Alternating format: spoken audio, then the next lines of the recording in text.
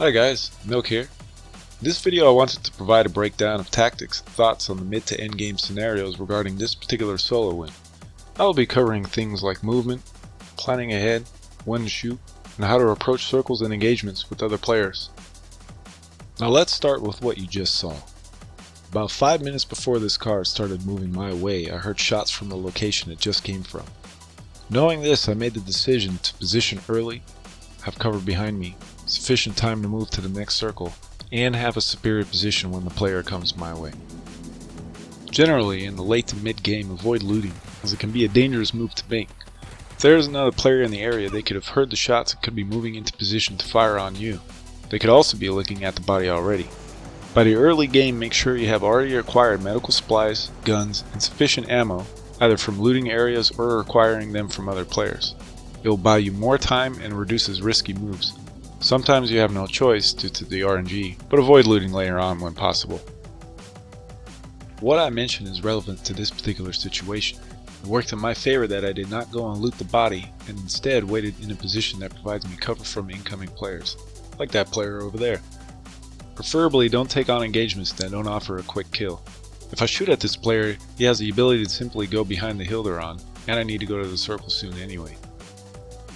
Wait for the player to move out of sight, start heading towards the circle. Since the player went right side circle, and they're not getting shot at, I know that they are alone for now. So I want to get a good look on my left and over this hill to scout for other players and see what my best available path forward is. I now have clear sight on the left, and have positioned myself on the right side of the trees since I know my back right is clear. It pays off because there is a player arriving from the left and engaging with another player. Wait to shoot to make sure they don't use cover, like that rock, to go for the kill. I've decided the left side is way too open to make my approach. Plus other players might have heard my gunfire and would assume I would possibly keep moving left. Stay unpredictable and head back the other way. I know that the player I spotted earlier went right, but I'm gambling that they've moved far enough ahead to not see me coming from behind. It's okay to take a little bit of time to safely enter a circle. I've been in the blue for a bit, but considering it doesn't take too much damage at this point and I have medical supplies, it's better to play patiently. Have a look around before deciding to heal and to make your next move. And staying wary of the player from earlier, I want to keep these buildings between me and where I think they could be going when moving up. Try to stop and take cover to take a moment to scout just in case. And sure enough, there's a player from earlier again. Considering the distance needed to travel and how much time there is to get to the next circle, it's best to wait to let the player get further in behind some trees to mask my route before I make my move. I still want to take a route that is more right side, and thankfully the other player decides to move more left. It's time to commit and start fully heading to the next circle. I've made my way up to the mountain, which is giving me cover from the left. I heard shots to my left as well, so I know there will be at least one person coming from that side. This information will come in handy for the next circle. Be sure to keep an eye on your non-covered side as much as you can.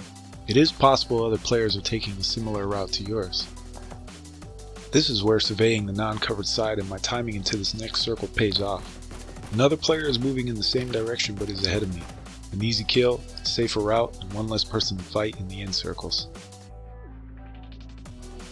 When entering the last few circles, it is very important to come in with as much cover as possible. They are smaller, therefore making it easier for you and the other players to see the overall area. Collect yourself, have a look around, check where the next circle is, and heal up. It's time to plan the next move. Still a bit of cover to use on my left side, and assuming the other player that I shot earlier is still left side, I want to keep going right. Problem is, this area to the right is fairly open. When faced with this decision, I usually like to move sooner than later. Reason is, most players usually wait until the last moment like I've been doing. But I don't want to end up in a fight at the edge knowing that the next blue force field is going to do considerably more damage.